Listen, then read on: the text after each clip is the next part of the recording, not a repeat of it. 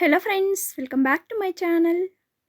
ಈ ವಿಡಿಯೋದಲ್ಲಿ ಸ್ಕಿನ್ಗೆ ಉಪಯೋಗ ಆಗುವಂತಹ ಒಂದು ಒಳ್ಳೆ ಹೋಮ್ ರೆಮಿಡಿಯನ್ನು ನಿಮ್ಮ ಮುಂದೆ ಇಡ್ತಾ ಇದ್ದೀನಿ. ಆಯಿಲಿ ಸ್ಕಿನ್, ಪಿಂಪಲ್ಸ್, ಪಿಗ್ಮೆಂಟೇಷನ್ ಈ ಥರದ ಸಮಸ್ಯೆಗಳಿಗೆ ಈ ಹೋಮ್ ರೆಮಿಡಿ ಒಂದು ಒಳ್ಳೆ ಪರಿಹಾರ ಅಂತಲೇ ಹೇಳ್ಬಹುದು ಫ್ರೆಂಡ್ಸ್. ಬನ್ನಿ ಯಾವ ರೀತಿ ಪ್ರಿಪೇರ್ ಮಾಡ್ಕೋಬೇಕು ನೋಡೋಣ. ಮೊದಲು ಒಂದು ಮಿಕ್ಸಿ ಜಾರ್ ತಗೊಂಡು ಒಂದು ಕಿತ್ತಳೆ ಹಣ್ಣನ್ನು ತಗೋಬೇಕು. ಕಿತ್ತಳೆ ಹಣ್ಣನ್ನು ನೀಟಾಗಿ ತೊಳೆದ್ಬಿಟ್ಟು ಸಿಪ್ಪೆ ಎಲ್ಲ ನೀಟಾಗಿ ಸುಳಿದ್ಬಿಡಿ. ಕಿತ್ತಳೆ ಹಣ್ಣಿನಲ್ಲಿ ವಿಟಮಿನ್ ಸಿ ಯಥೇಚ್ಛವಾಗಿ ಇರುವುದರಿಂದ ನಮ್ಮ ಫೇಸಲ್ಲಿರುವಂತಹ ಆಯಿಲ್ನೆಸ್ಸನ್ನು ಕಡಿಮೆ ಮಾಡಿ ಪ್ರಕಾಶಮಾನವಾಗಿ ಹೊಳೆಯುವಂತೆ ಮಾಡುತ್ತದೆ. ಈ ಕಿತ್ತಳೆ ಹಣ್ಣಿನ ರಸವನ್ನು ಮುಖಕ್ಕೆ ವಾರದಲ್ಲಿ 2-3 ಬಾರಿ ಉಪಯೋಗಿಸುವುದರಿಂದ ನಮ್ಮ ಮುಖದ ಸೌಂದರ್ಯ ಹೆಚ್ಚುತ್ತದೆ. ಸಿಪ್ಪೆ ಎಲ್ಲ ಸುಳಿದಾದ್ಮೇಲೆ ಒಳಗಡೆ ಇರುವಂತಹ ಪಲ್ಪನ್ನು ಮಿಕ್ಸಿ ಜಾರಲ್ಲಿ ಹಾಕ್ಕೊಳ್ಳಿ. ನಂತರ ಒಂದು ಮೀಡಿಯಮ್ ಸೈಜ್ ಟೊಮ್ಯಾಟೊನ ತಗೊಂಡ್ಬಿಟ್ಟು ಫ್ರೆಶ್ ಆಗಿರೋದು ತಗೊಳ್ಳಿ. ಈ ರೀತಿ ಚಿಕ್ಕ ಚಿಕ್ಕದಾಗಿ ಪೀಸ್ಗಳಾಗಿ ಕಟ್ ಮಾಡ್ಕೊಂಡ್ಬಿಟ್ಟು ಹಾಕ್ಕೊಂಬಿಡಿ. ಟೊಮ್ಯಾಟೊ ಮತ್ತು ಆರೆಂಜ್ ನೀಟಾಗಿ ಈ ರೀತಿ ಜ್ಯೂಸ್ ಬರೋ ಥರ ಗ್ರೈಂಡ್ ಮಾಡ್ಕೊಳ್ಳಿ.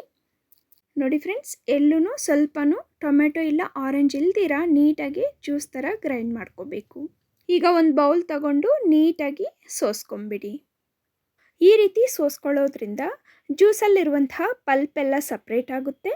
ಇದರಿಂದ ನಾವು ಫೇಸ್ಗೆ ಮಾಡುವಂತಹ ಕ್ಯೂಬ್ಸ್ ನೀಟಾಗಿ ಪ್ರಿಪೇರ್ ಆಗುತ್ತೆ.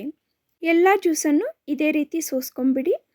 ಪಲ್ಪಲ್ಲಿ ಸ್ವಲ್ಪನೂ ಜ್ಯೂಸ್ ಇಲ್ದಿರ ಈ ರೀತಿ ನೀಟಾಗಿ ಹಿಂಡ್ಕೊಂಬಿಡಿ.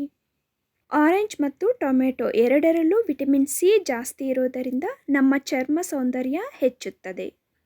ನೋಡಿ ಫ್ರೆಂಡ್ಸ್, ಎಷ್ಟು ಕಲರ್ಫುಲ್ಲಾದ ಆರೋಗ್ಯಕರವಾದ ಜ್ಯೂಸ್ ರೆಡಿ ಆಗೋಯ್ತು.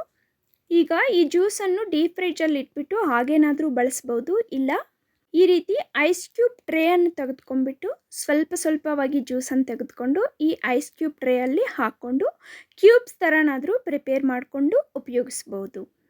ನಾನು ಇಲ್ಲಿ ಐಸ್ ಕ್ಯೂಬ್ಸ್ ಆಗಿ ಪ್ರಿಪೇರ್ ಮಾಡ್ಕೊತಾ ಇದ್ದೀನಿ, ಯಾಕಂದರೆ ನಾವು ಫ್ರಿಜ್ಜಲ್ಲಿ ತುಂಬ ದಿವಸ ಸ್ಟೋರ್ ಮಾಡ್ಕೋಬೋದು. ಇದರಿಂದ ನಮಗೆ ಟೈಮ್ ಸಿಕ್ಕಾಗೆಲ್ಲ 1-2 ಕ್ಯೂಬ್ಸನ್ನು ತೆಗೆದುಕೊಂಡು ಫೇಸ್ಗೆ ಹಚ್ಕೋಬೋದು. ತೆಗೆದಿರುವಂತಹ ಎಲ್ಲ ಜ್ಯೂಸನ್ನು ಈ ರೀತಿ ಟ್ರೇಯಲ್ಲಿ ಹಾಕ್ಕೊಂಡ್ಬಿಟ್ಟು ಫ್ರಿಜ್ಜಲ್ಲಿ ಒಂದು 12 ಅವರ್ಸ್ ಸ್ಟೋರ್ ಮಾಡಿಬಿಡಿ.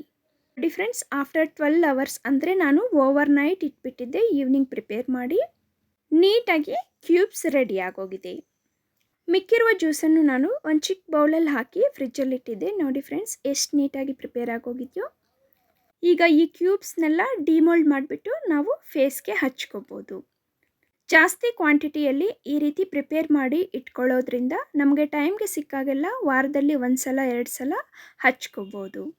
ಸಮ್ಮರಲ್ಲಿ ಬಿಸಿಲಿಗೆ ಕೆಲವರ ಸ್ಕಿನ್ನಲ್ಲಿ ಆಯಿಲಿನೆಸ್ ಜಾಸ್ತಿ ಆಗುತ್ತೆ, ಇದರಿಂದ ಪಿಂಪಲ್ಸ್ ಜಾಸ್ತಿ ಆಗುತ್ತೆ, ಟ್ಯಾನ್ ಸಹನೂ ಜಾಸ್ತಿ ಆಗ್ತಾ ಇರುತ್ತೆ. ಅಂಥ ಸಂದರ್ಭದಲ್ಲಿ ಈ ರೀತಿ ಕ್ಯೂಬ್ಸನ್ನು ಉಪಯೋಗಿಸೋದ್ರಿಂದ ಆಯಿಲಿ ಸ್ಕಿನ್ನನ್ನು ರೆಡ್ಯೂಸ್ ಮಾಡ್ಬೋದು. ಆಯಿಲಿ ಸ್ಕಿನ್ ಕಡಿಮೆ ಆದರೆ ಆಟೋಮೆಟಿಕ್ಕಾಗಿ ಪಿಂಪಲ್ಸ್ ಬರುವುದು ಸಹ ಕಡಿಮೆ ಆಗುತ್ತೆ. ಟೊಮೆಟೊದಲ್ಲಿರುವಂಥ ಆ್ಯಂಟಿ ಆಕ್ಸಿಡೆಂಟ್ ಮತ್ತು ಆ್ಯಂಟಿಟ್ರೋಸಿನಿಸ್ ಗುಣಗಳು ಕಳೆಗಳ ಬಣ್ಣವನ್ನು ಮಾಸುವಂತೆ ಮಾಡುತ್ತದೆ.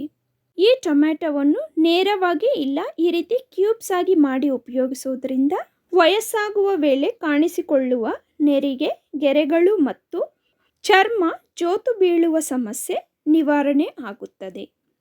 ನೋಡಿ ಫ್ರೆಂಡ್ಸ್, ಈ ರೀತಿ ಒಂದೊಂದೇ ಕ್ಯೂಬನ್ನು ತಗೊಂಡು ಫೇಸ್ಗೆ ನೀಟಾಗಿ ಹಚ್ಕೋಬೇಕು. ಕ್ಯೂಬ್ಸ್ ಹಚ್ಕೊಂಡ ನಂತರ ನಿಮಗೆ ಬೇಕು ಅನಿಸಿದ್ರೆ ಲೈಟಾಗಿ ಮಸಾಜ್ ಕೊಟ್ಕೋಬೋದು. ಜಾಸ್ತಿ ಪ್ರೆಸ್ ಮಾಡ್ದಿರ ಇಲ್ಲಿ ತೋರಿಸೋ ಥರ ಸ್ಮೂತಾಗಿ ಸ್ಕಿನ್ನ ಹ್ಯಾಂಡಲ್ ಮಾಡಬೇಕು. ಆಗಲೇ ನಮಗೆ ಫೇಸಲ್ಲಿ ಗ್ಲೋ ಅನ್ನೋದು ಚೆನ್ನಾಗಿ ಬರುತ್ತೆ. ಈ ರೀತಿ ಮಸಾಜ್ ಮಾಡಿ ಆದಮೇಲೆ ಒಂದು 15-20 ನಿಮಿಷ ಬಿಟ್ಟು ತಣ್ಣೀರಲ್ಲಿ ಮುಖ ತೊಳೆಯಿರಿ. ನಾವು ವಾರದಲ್ಲಿ 2-3 ಬಾರಿ ಟೊಮೆಟೊ ಇಲ್ಲ ಆರೆಂಜನ್ನು ಉಪಯೋಗಿಸೋದ್ರಿಂದ ನಮ್ಮ ಫೇಸಲ್ಲಿರುವಂತಹ ಆಯಿಲ್ನೆಸ್ ಕಡಿಮೆ ಆಗುತ್ತದೆ. ಇದರಿಂದ ನಮಗೆ ಬರುವಂತಹ ಪಿಂಪಲ್ಸ್, ಪಿಗ್ಮೆಂಟೇಷನ್ ಈ ತರಹದ ಸಮಸ್ಯೆಗಳು ಕಡಿಮೆ ಆಗುತ್ತದೆ.